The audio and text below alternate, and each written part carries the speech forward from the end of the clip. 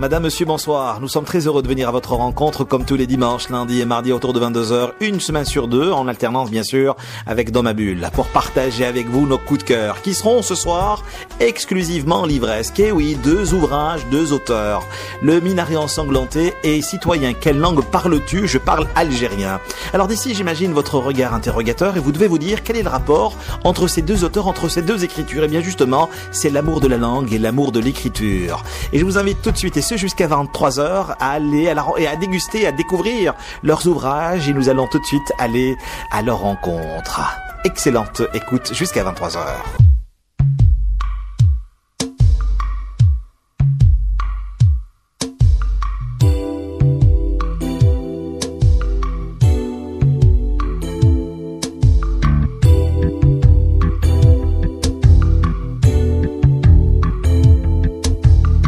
On choisit pas ses parents, on choisit pas sa famille.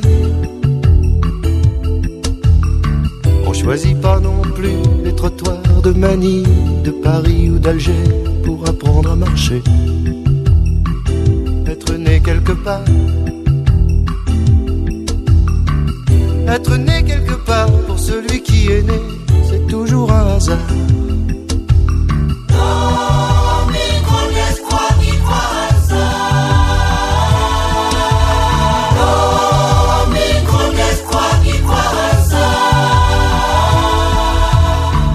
Des oiseaux de basse-cour et des oiseaux de passage. Ils savent où sont leurs nids, qu'ils rentrent de voyage ou qu'ils restent chez eux. Ils savent où sont leurs œufs. Être né quelque part, être né quelque part, c'est partir quand on veut, revenir quand on part.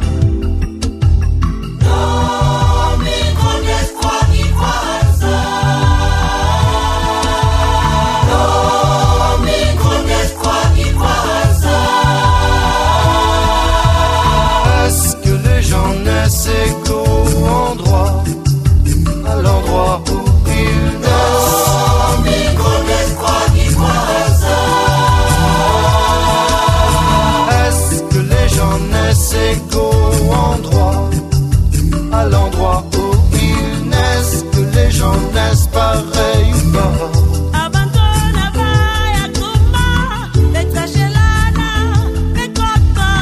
On choisit pas ses parents, on choisit pas sa famille. On choisit pas non plus les trottoirs de Manille, de Paris ou d'Alger pour apprendre à marcher. Je suis né quelque part, je suis né quelque part, laissez-moi ce repère où je perds la mémoire. Micro d'espoir qui croise. Micro d'espoir qui croise. Micro d'espoir qui croise. Est-ce que les gens naissent égaux endroit, à l'endroit où ils naissent, que les gens naissent pareil?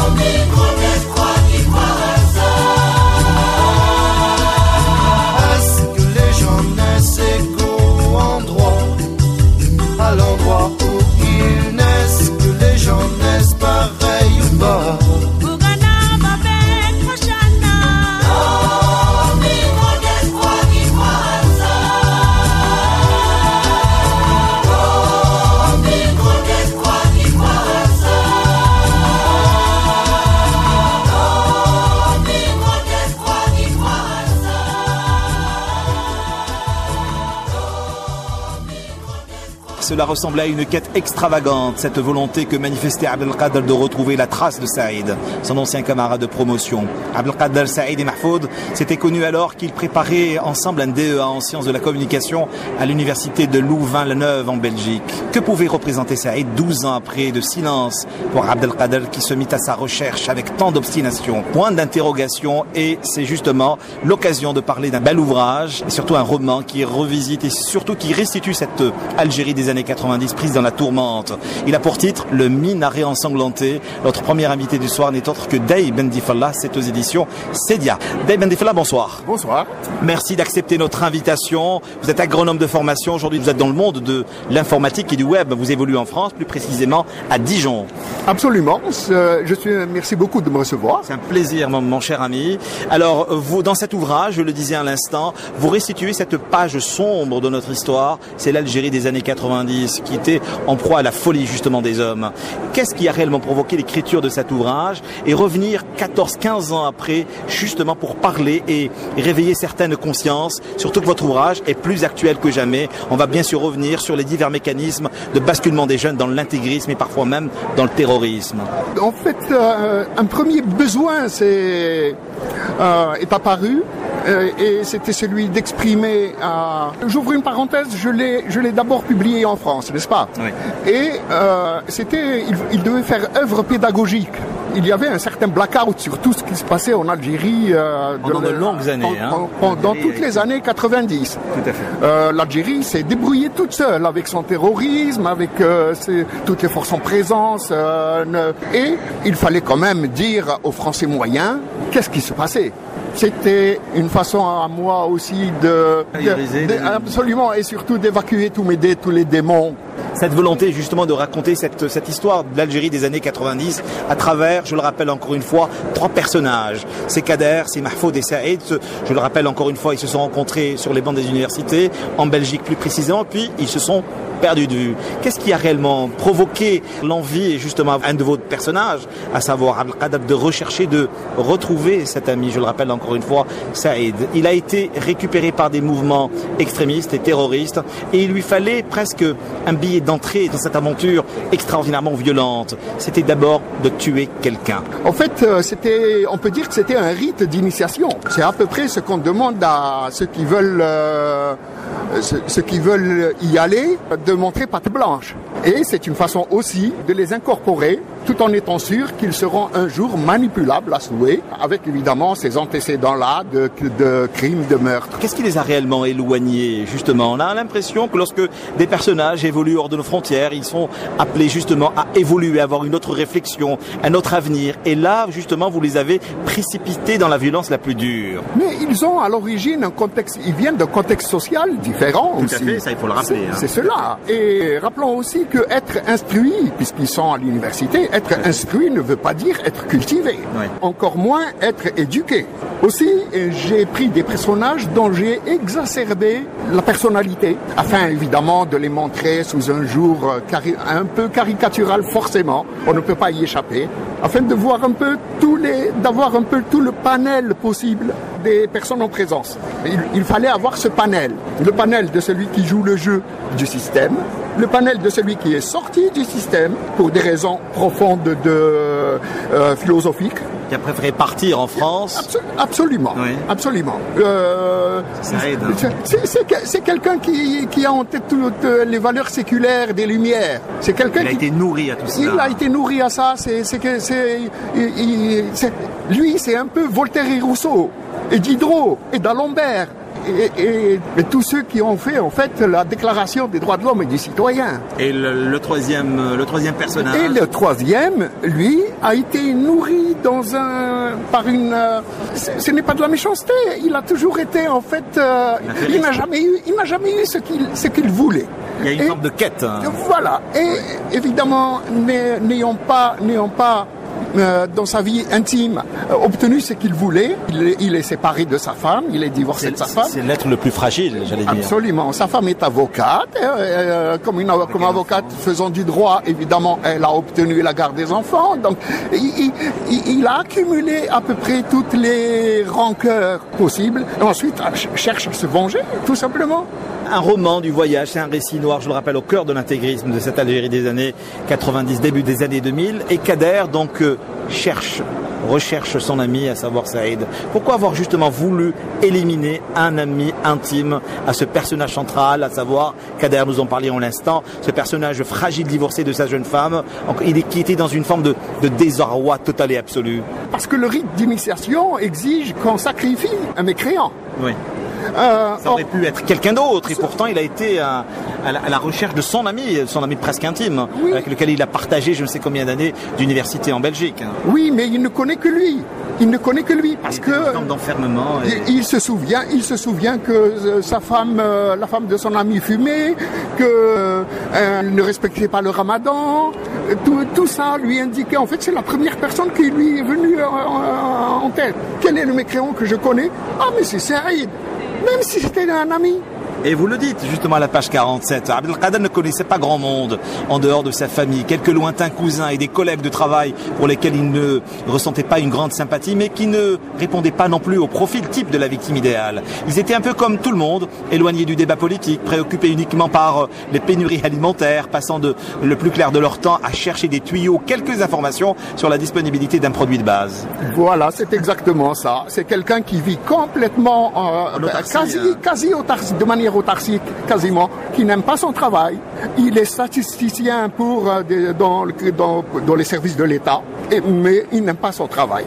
Pourquoi? Parce que quand il rend ses statistiques, sa hiérarchie n'en tient même pas compte. C'est un véritable, comme dans une scène de cinéma ou dans un film, vous restituez encore une fois cette Algérie du doute, cette Algérie de la peur, cette Algérie de la violence, à travers des personnages qui tous les trois souffrent justement de cela. Et à un moment donné, vous éloignez justement Saïd de l'Algérie. Saïd, vous allez pratiquement dire, c'est un peu vous peut-être. Vous avez quitté l'Algérie dans les années 90, mais qui reste témoin à distance. Il vit un peu la situation algérienne par procuration devant son poste de télévision. Absolument.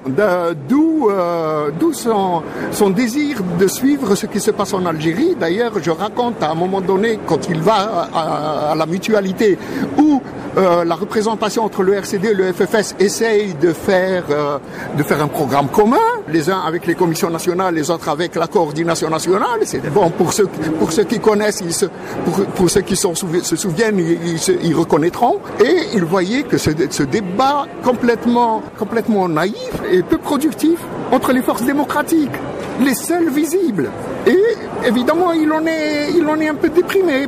Il en sort un peu déprimé parce qu'il voit que ça n'avance pas. La base populaire n'est pas là. En fin de compte, ce qui est réellement résumé dans votre ouvrage, d'Aïd Ben Defallah, je le rappelle, le Minaret ensanglanté, paru aux éditions Cédia, c'est un peu l'inconscience qui enfante toujours le pire. C'est pour ça qu'aussi j'ai mis sur l'ouvrage, sur le bandeau, une petite strophe, oui, qui indique bien que ceux qui sont devenus des bourreaux étaient aussi des victimes avant. Et donc que l'histoire risque de se répéter. C'est pour ça que le livre est réédité, parce que on a une crainte que l'histoire se répète. Et de quelle façon donc justement a été perçu, lu l'ouvrage en France lorsque vous l'avez publié pour la première fois, d'Aïd Ben Defallah? Les gens n'y croyaient pas vraiment. On est dans la fiction, on est dans l'imaginaire. Absolument, c'est-à-dire que la période en 2003, quand il a été publié, on avait déjà dépassé les attentats de Port-Royal, l'avion d'Air France, il n'y avait plus rien, c'était tranquille, à part Ben Laden à ce moment-là. On parlait de Ben Laden, mais c'est tout. Mais Ben Laden était loin pour les Français et pour les Algériens. D'accord, alors je le rappelle encore une fois, cette amitié profonde entre Kader, Mahfoud et Saïd, mais comme j'ai l'impression que vous avez donné plus de consistance à ce personnage terrible, je le rappelle encore une fois, à savoir Abdelkader, en effaçant presque le cheminement des deux autres. On va focaliser justement sur ce personnage, une violence extraordinaire. Oui, j'en ai fait presque, je dis bien presque, le centre de l'ouvrage. Tout à fait. Pour la simple raison qu'ensuite vient se greffer un quatrième personnage. Presque. Qui lui est Seyfeddin et qui est le mentor, le parrain, si on peut utiliser ce terme. Regardons le terme de mentor plutôt. Et vient ensuite se greffer un cinquième personnage qui est le fils de Mahfoud. et qui lui va rentrer dans une dynamique aussi destructrice pour d'autres raisons, mais souvent pour les mauvaises raisons aussi. Mais les femmes sont pratiquement absentes, ou elles sont tout à fait absentes dans votre roman Le minaret ensanglanté d'Ibn Tifla, et pourtant elles ont porté cette histoire, cette Algérie des années 90. Pourquoi en avoir fait abstraction? J'ai un tel respect pour les femmes de ma vie et pour toutes les femmes que les maîtres auraient un peu dégradé la pudeur que j'ai pour elles, voilà, que j'ai vis-à-vis d'elles. Mais sinon, je raconte aussi je relate certains éléments. En introfilé, quoi. Absolument. Oui. Saïf ad-Din a été construit par ses sœurs. Je parle aussi de Nadira, qui est la femme de Saïd et qui est très très importante. C'est juste, c'est juste un petit clin d'œil. Hein.